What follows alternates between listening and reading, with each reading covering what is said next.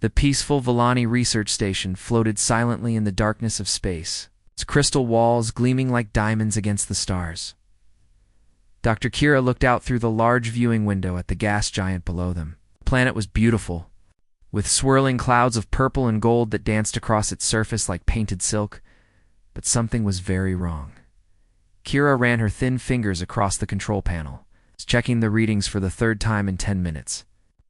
The numbers made no sense. Deep inside the planet, something terrible was happening. The core was getting hotter and hotter, much faster than it should be. This cannot be right, she whispered to herself in her musical voice. The Volani were a gentle people. They came from a world where the gravity was light and the weather was always perfect. Their bodies were tall and thin, with pale blue skin that seemed to glow softly in the starlight. They had spent hundreds of years studying other worlds, always careful never to harm anything they found.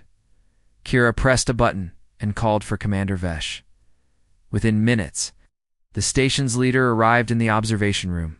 His large silver eyes looked worried as he saw Kira's expression. "What have you found?" he asked softly. "The planet is dying," Kira said, pointing at her screen.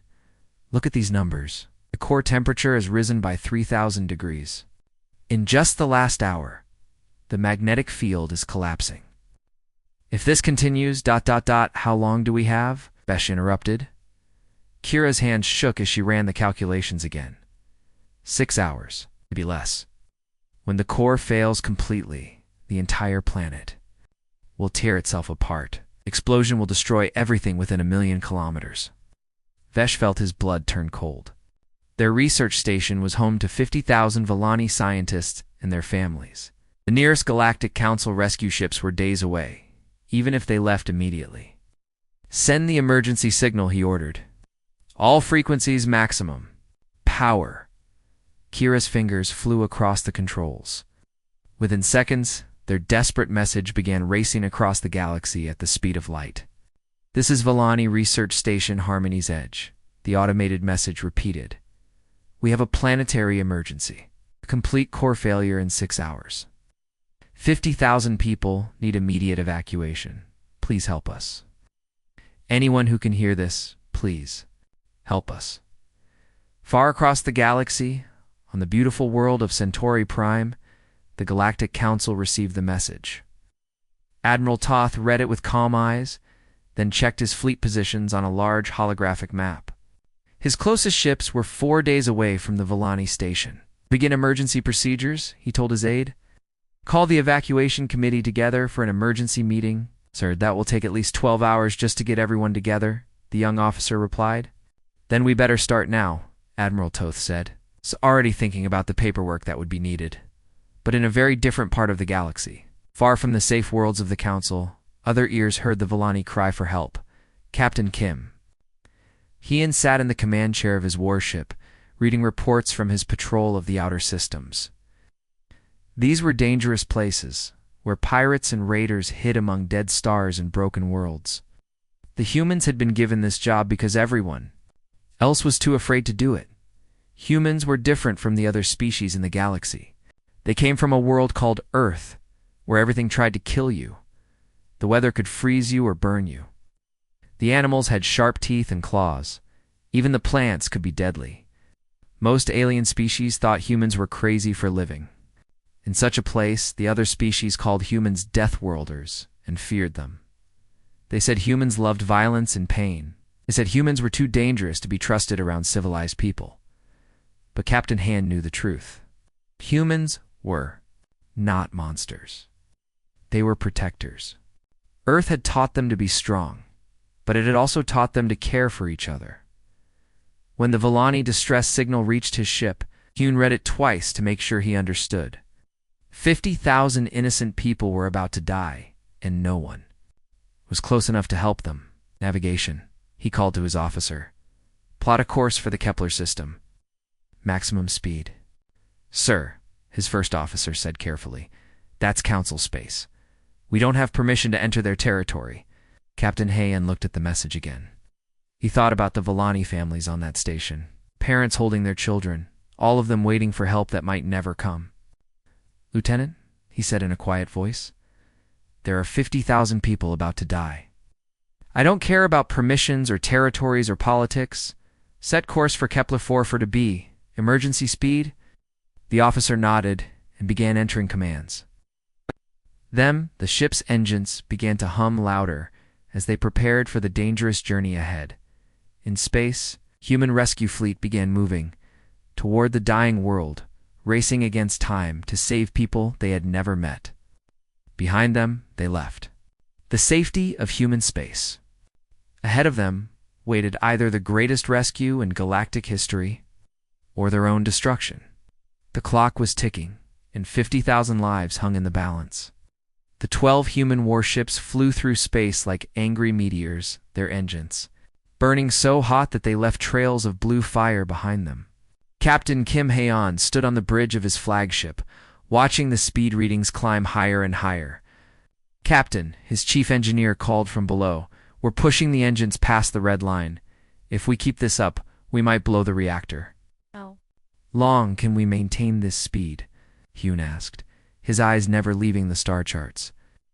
"Maybe 18 hours before things get really dangerous," the engineer replied, wiping sweat from his forehead. Hyun did quick math in his head. "That gets us there with 2 hours to spare. We'll make it work." Across the fleet, other human captains were having similar conversations. Captain Lee Jun commanded the warship Dawn's Light, and his engines were making strange noises that worried. His crew, Captain Park Min, flew the big carrier ship Stormbringer, loaded with hundreds of Marines ready for the most dangerous rescue mission any of them had ever attempted. "This is crazy," Lee Jun said over the radio to his fellow captains. "We're going to arrive with our ships barely holding together." "It's better than arriving too late," Parkman replied. "How many shuttles do you have ready?" "All of them," Lee Jun answered. "My pilots are checking their equipment now." "What about ground conditions?" Captain Hyun pulled up the latest readings from their long-range sensors. The news was not good. The planet's surface temperature is now over 300 degrees. The atmosphere is filled with poisonous gases. Gravity is getting stronger as the core collapses. "So, a normal Tuesday for human Marines," Parkman said with dark humor. Meanwhile, at the Villani research station, panic was beginning to spread. Dr. Kira watched her instruments as the planet below them continued to tear itself apart. Huge cracks had opened across the surface, releasing jets of burning gas that shot thousands of kilometers. Into space, the station shook every few minutes as gravity waves hit them. These were ripples in space itself, caused by the dying planet's unstable core. Each wave made the lights flicker and sent loose objects flying across the rooms. "Status report," Commander Vesh called as he entered the main control room. "It's getting worse," Kira replied, her voice tight with fear. "The planet's magnetic field is completely gone. The gravity is increasing by 2% every hour. At this rate, the station will be pulled down to the surface before the planet explodes." Vesh felt sick. His people were trapped between two horrible deaths. If they stayed, they would either be crushed by gravity or burned alive when the planet died. If they tried to evacuate in their small ships, the gravity waves would tear them apart. "Any word from the Galactic Council?" he asked. "Admiral Toth says they're still in committee," Kira answered bitterly. "They're debating which ships to send and who will pay for the fuel." Vesh closed his large silver eyes in despair. While politicians argued, his people were running out of time. "Commander," the communications officer called out, "I'm picking up something on long-range sensors. Multiple ships approaching at high speed." Kira quickly switched her screens to show the sensor readings. What she saw made her four-chambered heart skip a beat. 12 ships, all military class. They're pushing their engines beyond safe limits. "Who are they?" Vesh asked. The communications officer's face turned pale. "The identification signals say human." A wave of terror swept through the control room. Everyone knew about humans. They were the monsters from the Deathworld, called Earth. Stories said they ate their enemies and enjoyed causing pain. Their ships were built for war, not rescue. "Are they coming to attack us?" someone whispered. Before anyone could answer, the radio crackled to life. A rough human voice filled the room, speaking in heavily accented galactic standard. "Villani Station. This is Captain Kim Hyun of the Human Deep Space Fleet. We received your distress call. We're here to help. Please respond. Dr. Kira stared at the radio in shock. The voice was deep and scarred, exactly what she expected from a Deathworlder. But the words were not threatening, or ... kind. This is Dr. Kira of Research Station Harmony's Edge, she replied carefully. Captain, our situation is very dangerous. The planet will explode in less than 5 hours. We understand. Han's voice came back immediately. We have 12 ships and over 2,000 Marines. We're going to get every one of you out of there. Start preparing your people for evacuation. But Captain Kira said, you don't understand. We've never met humans before. Your people have a reputation for ... violence. There was a pause on the radio. Then Captain Hyun spoke again, and this time his voice was gentler. Doctor, my people may be warriors, but we don't make war on innocent families. We're coming to save you, not hurt you. I give you my word as a human officer. Looking at her readings, Kira realized they had no choice. The human fleet would arrive in less than 3 hours. The Galactic Council ships were still days away. We'll be ready, Captain, she said finally, and ... thank you. Outside the station, the planet continued its death spiral, filling space with deadly radiation and floating chunks of rock. Soon, the most feared warriors in the galaxy would arrive too, attempt the impossible. The human fleet dropped out of hyperspace, just as the planet began its final death dance. Captain Kim Hyun watched through his ship's main screen as massive pieces of the world's crust spun away into the darkness like broken toys. The sight was both beautiful and terrifying. All ships, battle stations, he ordered into his radio. This is not a drill. We have less than 3 hours before that planet turns into a star.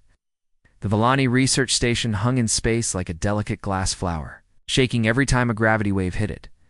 Dr. Kira watched her instruments in growing horror as the readings got worse by the minute. Surface temperature now 450 degrees, she reported to Commander Vesh. Atmospheric pressure increasing rapidly. Any ship that tries to land down there will be crushed flat. On his ship's bridge, Captain Hyun opened a communication channel to the station. His scarred face appeared on the Villani screens, causing several of them to step back in fear. Cybernetic implants glowed softly around his left eye, and old battle scars crossed his cheek like lightning bolts. Dr. Kira, he said in his rough voice, we need a complete list of all your people and where they are located. Right. Preparing for surface operations. Surface operations. Kira's voice rose to almost a scream. Captain, it's 450 degrees down there. The air is pure poison. The gravity will crush your people. Hyan's scarred face showed no emotion. Marines have trained on worlds that make this look like a vacation spot. We'll adapt. From the huge carrier ship Stormbringer, dozens of small attack shuttles launched like angry wasps. Each one carried a squad of human Marines in powered armor suits that looked like walking tanks. The armor was black and silver, covered with sensors and weapons. Sergeant O'Day led the first group down toward the planet's surface. His armor's computer was already calculating how to keep him alive in the deadly environment below. Contact in 30 seconds, he reported over the radio. I can see Research Complex 7. Looks like half the building is on fire. The Marines hit the planet's surface like hammers, their armored boots cracking the superheated ground. The conditions were beyond imagination. The air was so hot it glowed red. Poisonous gases burned everything they touched. The gravity was so strong that each step felt like walking underwater. But the humans kept moving. Through his armor's sensors, Sergeant Day could see heat signatures huddled in an emergency shelter. He smashed through the twisted metal door with his armored fist and found 20 Villani scientists cowering in the corner. They looked up at him with huge, terrified eyes. Day realized he must look like a nightmare to them, a giant metal monster. With glowing red sensors for eyes, standing in the middle of hell itself. Easy now, he said, his armor's translator, changing his words into musical Villani speech. We're here to help. My name is Day. We're going to get you out of here. The Villani stared at him in amazement. This creature, this Deathworlder who could survive in conditions that would kill them instantly. Speaking softly and holding out his armored hand like he was trying not to scare a small animal. You, ... you came to save us, whispered an elderly Villani scientist. That's what we do, Day replied simply. He gently lifted the old scientist in his arms, being careful not to squeeze too hard with his powerful suit. Hold on tight. This ride might get bumpy. Up in orbit, Captain Huon was coordinating the most complex rescue operation in galactic history. His ships darted between floating chunks of planet, their shields sparking as debris bounced off them. Every few minutes, another gravity wave would hit, threatening to crush the delicate Villani station. Captain Lee, take your ship closer to the station. Shield them from that debris field, Huon ordered. Roger that, Lee Jun replied, steering his warship Dawn's Light between the station and a mountain-sized piece of rock that was spinning toward them. Dr. Kira watched in amazement. As the human ships moved like dancers, each one protecting the others, these were supposed to be savage warriors, but they worked together with perfect coordination. Captain Park, how are the surface teams doing? Huon asked. We've got teams in all the major research complexes, Parkman reported from Stormbringer. Sergeant Day's squad just pulled 40 people out of Complex 7. Sergeant Cho's team found 60 more in the underground labs. Any casualties? Huon asked, though he was afraid to hear the answer. 2 Marines with damaged armor, but they're still operational. The Villani are scared but unhurt. These people are tougher than they look. On the planet's surface, more human. Marines were performing miracles. Corporal Jin found a group of Villani children trapped under a collapsed beam. The beam weighed several tons and was red-hot from the fires around it. Jin simply grabbed it with his armored hands and lifted it away, ignoring the heat that would have melted normal metal. There you go, little ones, he said gently as the children ran to safety. Uncle Jin's got you. Above them all, the planet continued to die. Massive explosions lit up the sky as the core finally began to collapse, but the humans never stopped working. They moved through conditions that would kill any other species, carrying terrified Villani to safety with the same care they might show to their own children. The galaxy was about to learn that the most dangerous creatures in space could also be the most gentle. The rescue operation became a race against the cosmic clock. The planet below was coming apart like a broken toy, sending house-sized chunks of rock flying through space at deadly speeds.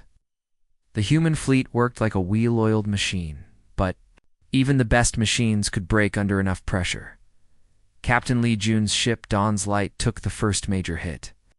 A piece of the planet's moon, torn loose by the gravity waves, smashed into his ship's side like a giant hammer. The impact sent him flying across his bridge, blood running down his face.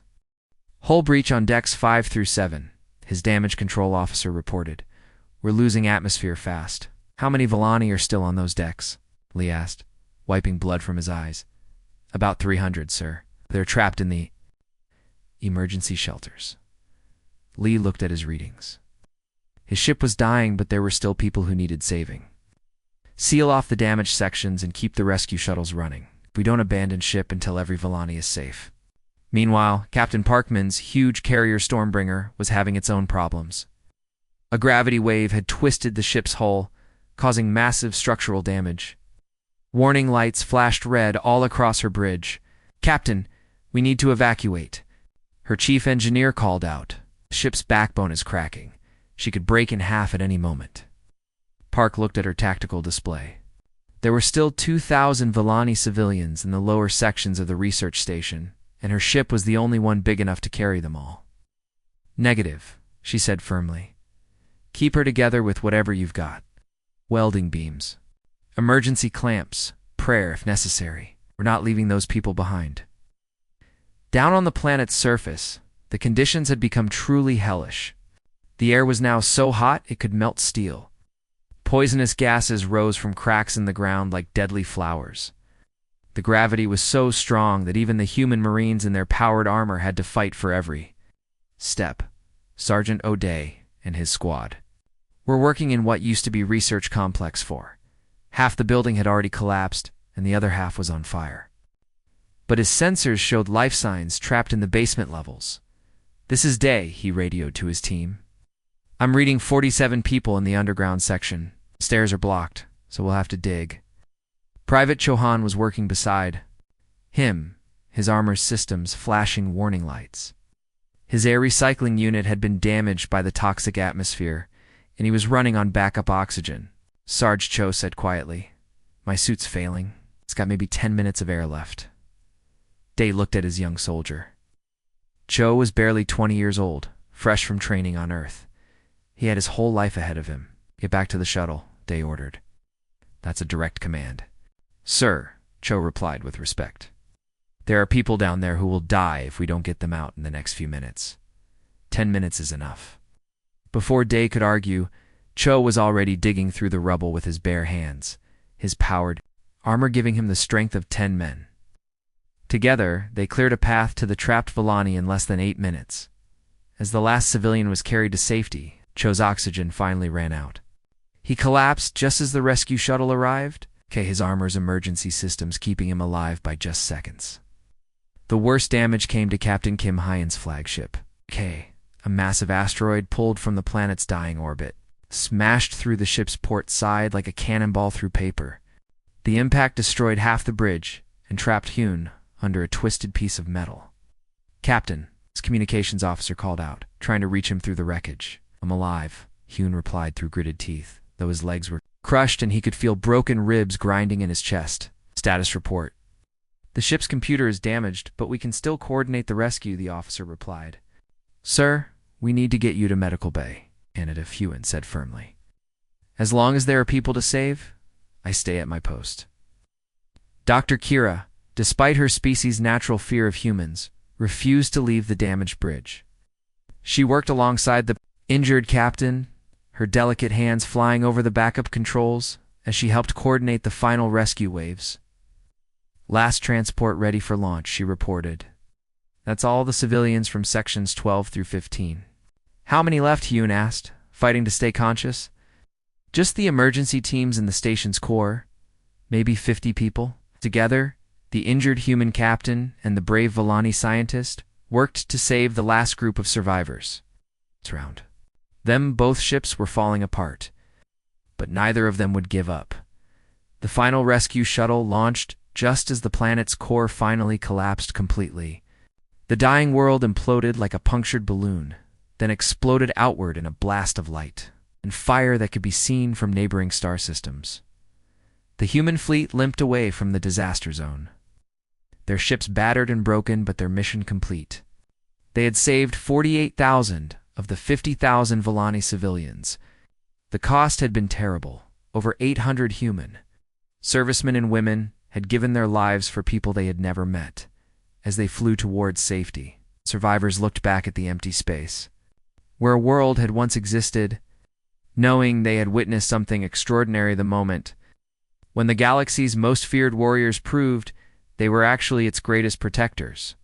The news of the Villani rescue spread across the galaxy like wildfire. On 1,000 different worlds, alien species watched the footage with amazement. The humans, those terrifying Deathworlders everyone feared, had risked everything to save. Strangers, 3 months after the rescue, Dr. Kira stood before the great assembly hall of the Galactic Council. The massive room was filled with representatives from hundreds of worlds, all of them watching her with curious eyes. She had never been so nervous in her life.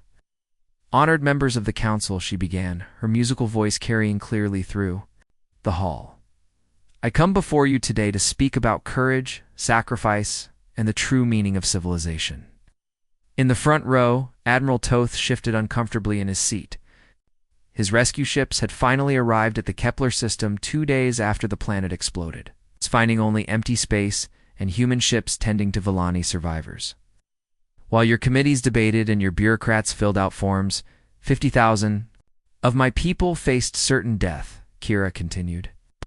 "But someone heard our call for help. Someone who had no obligation to us, no treaty binding them to act, no promise of reward." She gestured to the viewing screen, which showed footage from the rescue operation. The assembled aliens watched in silence as human Marines carried Villani children through hell itself. their armor smoking from the heat, but their steps never faltering. You call them Deathworlders, Kira said, her voice growing stronger. Say they are too violent, too dangerous to trust. But I have seen the truth. These humans don't love death. They love life so much that they will die to protect it. In the back of the hall, Captain Kim Haeon sat quietly in his wheelchair, still recovering from his injuries. His left leg had been replaced with a mechanical prosthetic, and his scarred face bore new marks from the rescue operation. He didn't want to be here, but Dr. Kira had insisted. Captain Hien, the council speaker called out. The assembly would like to hear from you. Hien rolled his wheelchair forward, feeling very uncomfortable under the stares of so many alien eyes. He had spent his life fighting in the dark corners of space, not making speeches to politicians. I'm not good with words, he began simply. I'm a soldier, not a diplomat. But I want you to understand something about my people. He paused, thinking of all the human Marines who had died in the rescue operation. Young men and women who would never see their families again, who had given their lives for aliens they had never met. You fear us because we come from a hard world, Haeon continued. Earth taught us to fight, yes. But it also taught us to protect each other. When we heard Dr. Kira's people calling for help, we didn't think about politics or permission or what was safe. We thought about families trapped on a dying world. The hall was completely silent. Even Admiral Toth was listening carefully now. My Marines could have stayed safe in human space, Hien said. They could have waited for orders from their superiors. Instead, they chose to fly into hell to save people they didn't even know. That's what humans do. We protect those who cannot protect themselves. Dr. Kira stepped forward again, carrying a small crystal cube that glowed with soft blue light. Inside the cube, tiny words floated like stars, the names of every human who had died in the rescue operation. This memorial contains 847 names, she said, her voice breaking slightly. Human fathers and mothers, sons and daughters, all of whom died so that my people could live. They asked for nothing in return. They expected no reward, no recognition, no gratitude. She walked over to Captain Hain and placed the crystal in his hands. But they will be remembered. Every Villani child will learn their names. Every Villani family will tell their story. The galaxy must know what real heroes look like. The Galactic Council voted that day to offer humanity full membership for the first time in galactic history. The motion passed by the largest margin ever recorded, with only 3 abstentions and no opposing votes. 6 months later, the first joint human galactic rescue fleet launched from a new space station built where the planet Kepler 442b had once existed. The station was called Terran's Gift, and its dedication ceremony was attended by representatives from across the galaxy. Captain Park Min, now promoted to Admiral, commanded the new rescue fleet from her flagship. Her crew was half human and half alien, working together as a team. Captain Lee Jun, his ship repaired and upgraded, served as her second in command. The dedication plaque on the station's main wall was written in 12 different alien languages. But the message was the same in all of them, in memory of those who proved that courage has no species, and that the greatest strength lies not in the power to destroy, but in the will to save. Dr. Kira brought her young daughter to the ceremony. The little girl looked up at the human officers with wide, curious eyes, not with fear, but with admiration. Are those the heroes from the stories, Mama? The child asked in her tiny voice. Yes, little one, Kira replied, watching as captain. Hyun gently shook hands with alien diplomats who had once crossed the street to avoid him. Those are the heroes who taught the galaxy that monsters can be protectors, and that the scariest-looking people sometimes have the biggest hearts. The galaxy had finally learned the truth about humanity, and the universe was a safer place because of it.